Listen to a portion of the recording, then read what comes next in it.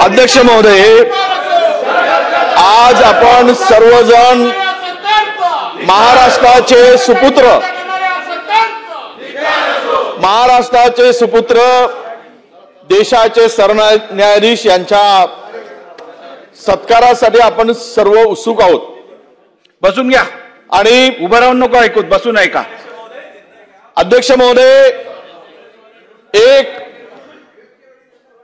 भूषणावह अशी गोष्ट आज या विधिमंडळाच्या सभागृहामध्ये एक ऐतिहासिक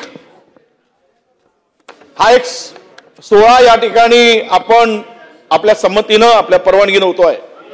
अध्यक्ष महोदय, आपल्याला विनंती आहे की ज्यावेळेस असे सोहळे होतात त्यावेळेस त्या मंचावर विरोधी पक्षनेता असलं तर ते लोकशाही परंपरेला एक अभिमान आणि स्वाभिमानाची गोष्ट ठरते। बिना विरोधी पक्षनेत्यांनी अशा पद्धतीनं ते खुर्ची रिकामी ठेवणं हे योग्य वाटतं का याचंही उत्तर कदाचित आपण देऊ शकाल किंवा देणार नाही। परंतु आज मात्र इतके दिवस होऊनही सगळ्या प्रथा परंपरेला बाजूला सारून विरोधी पक्षनेतेपद होत नाही किंवा ती खुर्ची खाली ठेवली जाते। हे किती काळ चालणार आहे?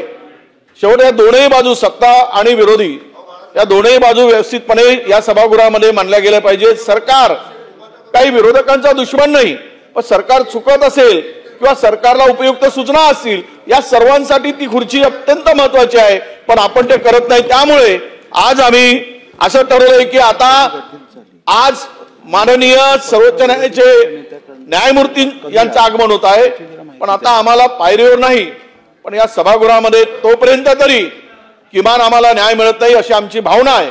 म्हणून आम्ही सर्व आज या ठिकाणी बसण्याचं औचित्य आम्हाला वाटत नाही अध्यक्ष महोदय। म्हणून आपण तातडीनं निर्णय घ्यावा ही आमची आपल्याकडे अपेक्षा आहे। मी तातडीने निर्णय घेईन। आता पुढे जाऊया आपण त्यासाठी आम्ही सर्व वॉकआउट करायचा निर्णय घेतला अध्यक्ष महोदय।